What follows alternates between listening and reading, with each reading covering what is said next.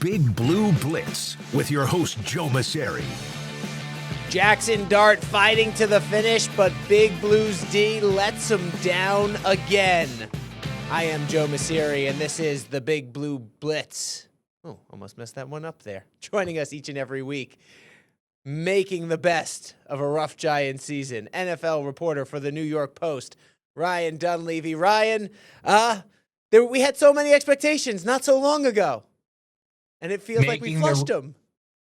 Making the best of a rough Giant season is going to go on my business card for that's just what I do for a living, basically. At the 2-7, 3 straight years.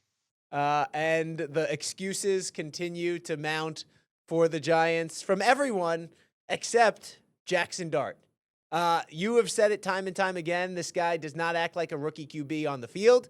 He doesn't act like a rookie QB in the post-game press conferences. And he continues to go out there and put his body on the line each and every play till there are zeros on the clock, and yet has nothing to show for it from a winning standpoint. So let's start with his reaction after the loss. He wasn't pointing fingers at anybody, but at the same time, he wasn't letting anybody off the hook. Here's what he said following the loss. I have all the confidence in the world, each and every week that we're going to win. And I don't ever view another team, any differently. And I think it's just as a team, we have opportunities to take advantage of moments, and I thought we did today too. And there's just certain plays that we got to make, and I think that we just need to play, better football all around as a team. From both sides of the ball, special teams. I think that when you look at the whole spectrum of things, that we just missed out on certain plays at all three phases. And, in this league, you can't do that. You got to be able to win at least two of them to win the game. And I think that they, made more plays than we did. So you hear a rookie QB. He's not naming anybody, but he's naming everybody on the team, talking about how they need to be better. What do you think about those comments from Dart, considering he's just a rookie? Look, there's a lot of different ways to say the same thing. And guys are always talking about we need to execute better. And that's just one cliche that's in the ear, out the other. When he says there's plays that need to be made and we're not making them or whatnot, that seems a little more of a poignant way to say what others are saying when they say we don't execute. And I love it. Look, I love it. He's out there busting his butt. Not everybody is doing the same thing. Effort's always more noticeable on defense than offense. And there were times effort was questionable yesterday. There were times, I don't even know, execution / effort. The Deonte Banks getting run over by Brian Robinson. I don't know if that's effort. I don't know if that's execution. That's just unacceptable. So Kayvon Thibodeau said it was the defensive performance overall was not acceptable. I like stuff like that, but at some point it's you've been saying that for a long time and nothing changes. So I guess it really is acceptable. All right, so Dart seemingly not accepting anything here, but he didn't make excuses. We know about all the injuries that the Giants have, right? Obviously Cam Scadaboo, obviously Malik Neighbors. On the defensive side of the ball, I think they were without 3 starters in their secondary. They've had injuries to guys like Micah McFadden the whole season here. But they're playing a team in the 49ers here that I feel like could sing the same sob story if they wanted to. They're on their backup quarterback in Mac Jones. You look at the defensive side of the ball. They don't have Bosa. They don't have Warner. They don't have Bryce Huff. Another defensive end goes down in the game for them. Why is it that when we look at these injuries, the Giants, it's always an excuse. A team like the 49ers, they always find ways to overcome it. They have a better coach and a better roster. So that's it, right? That's really it. They gutted their roster after last season because of salary cap stuff, and still have found backups and whatnot that can make a contribution.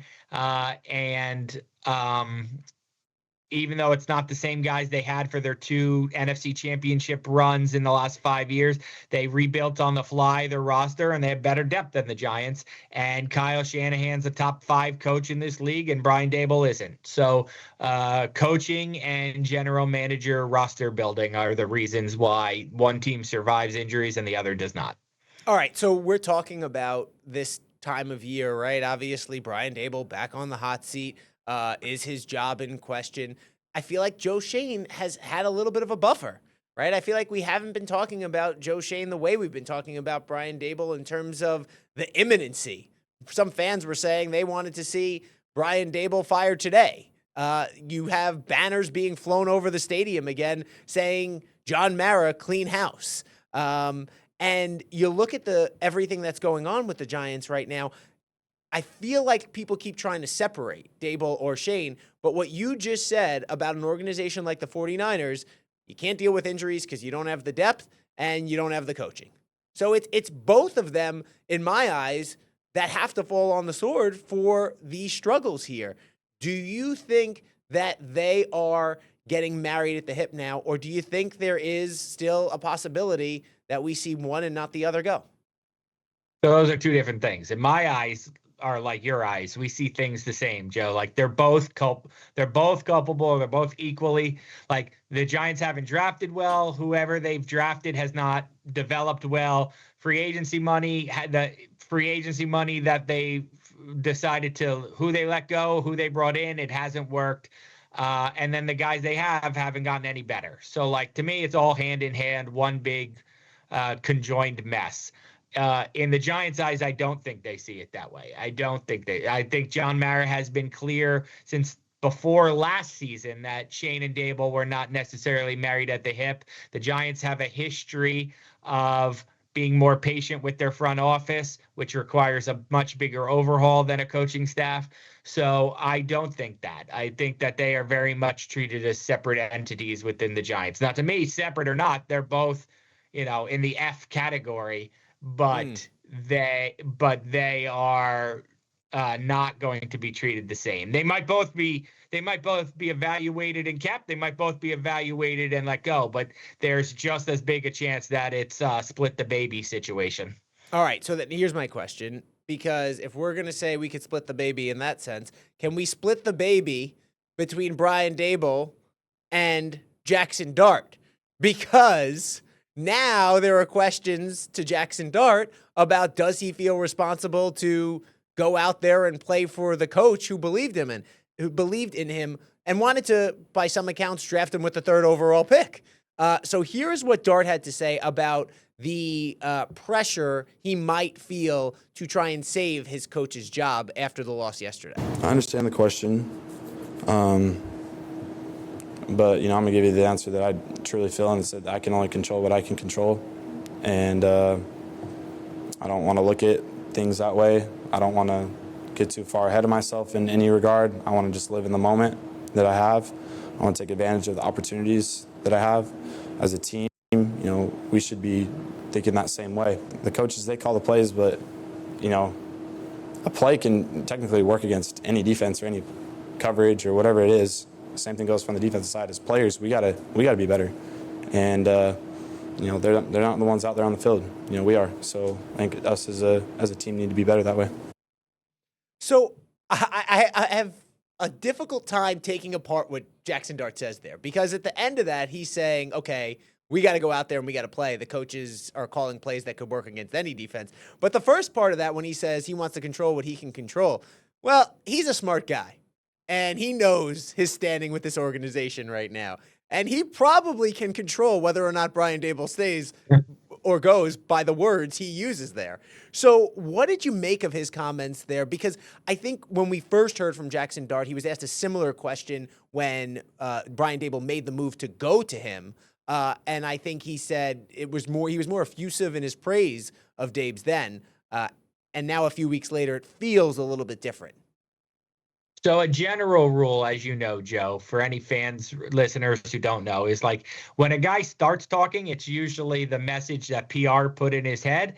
And the longer he talks is probably his more true feelings. in regards to this, yes, I think Jaxson Dart has the power to probably sway the Giants. Like if he went into Schoen or Mara's office and pounded the table for Brian Daboll, that might actually be enough to sway them. I spent last week, I've called some people.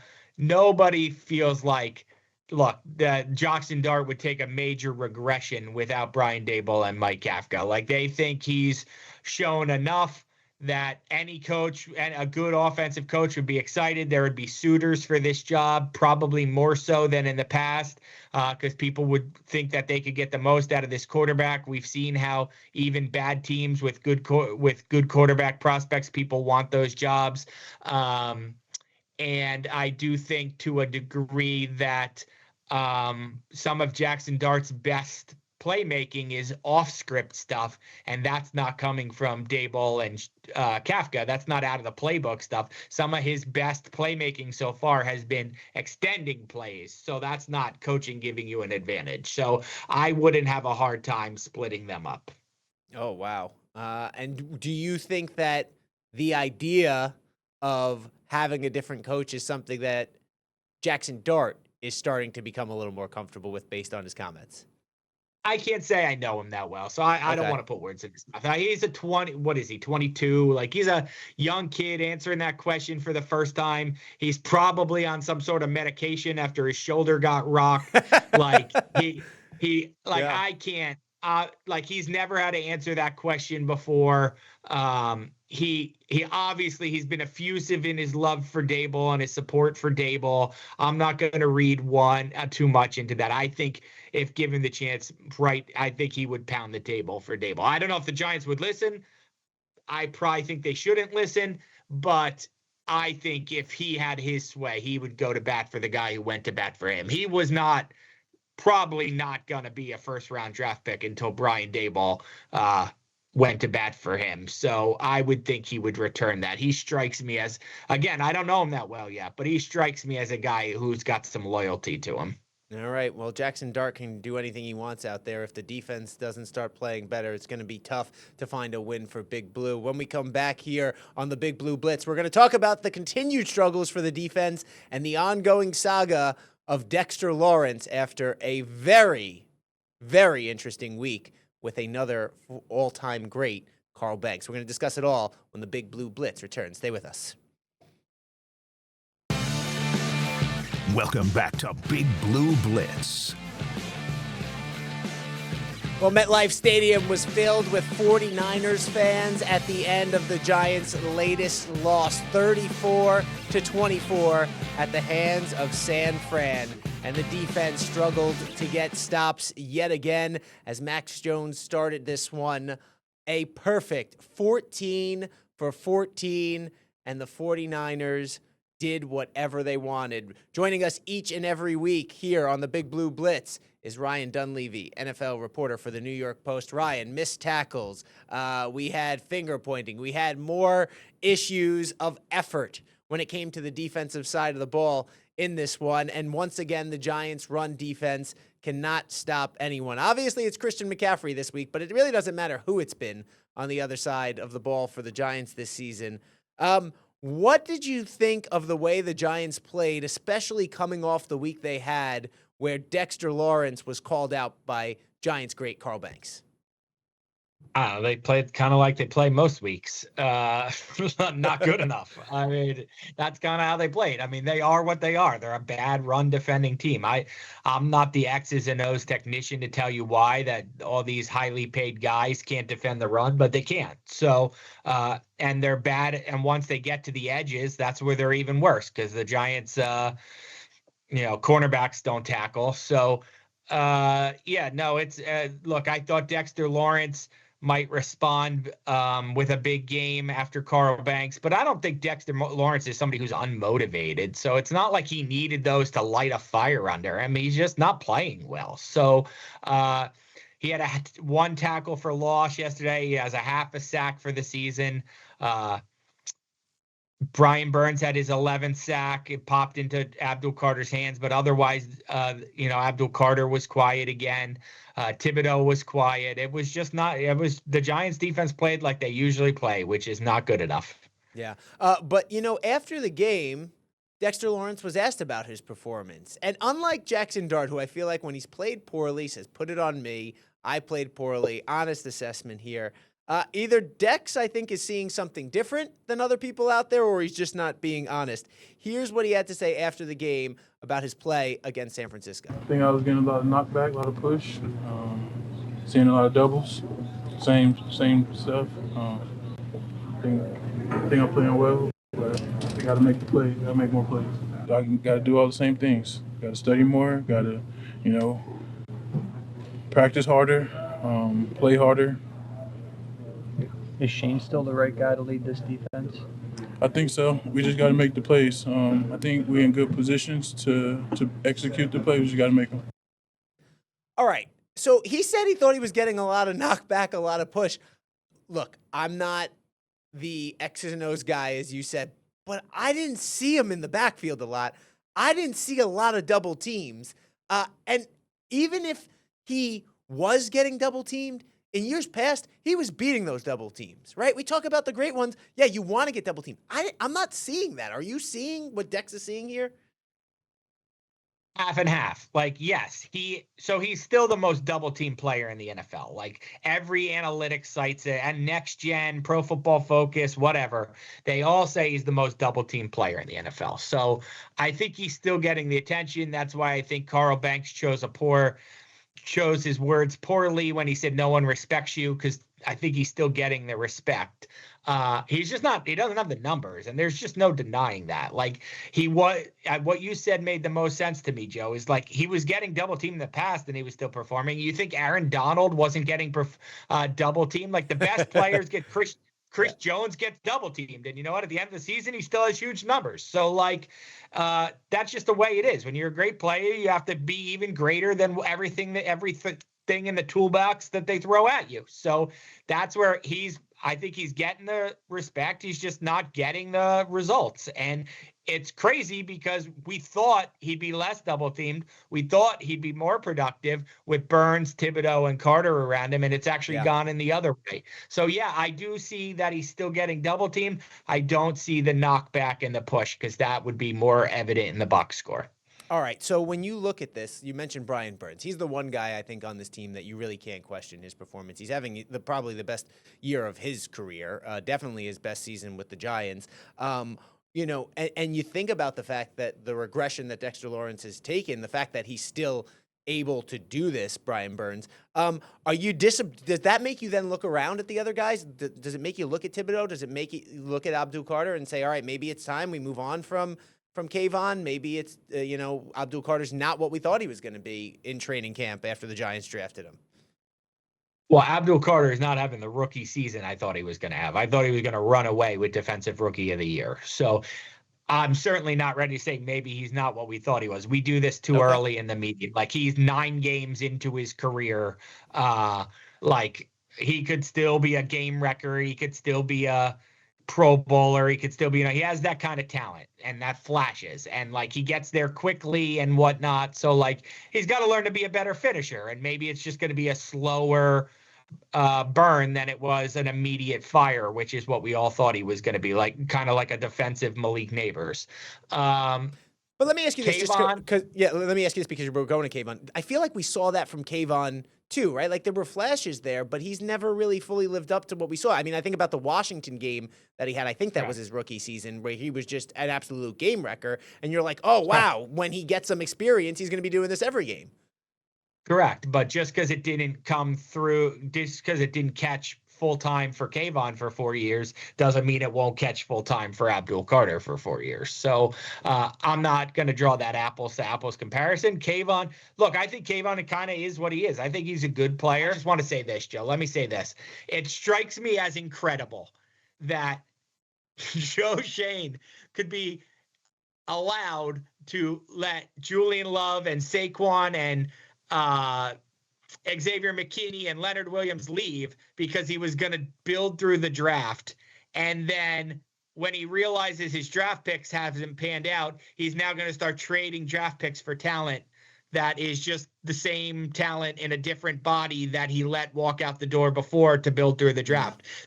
that seems to me like a mismatched plan.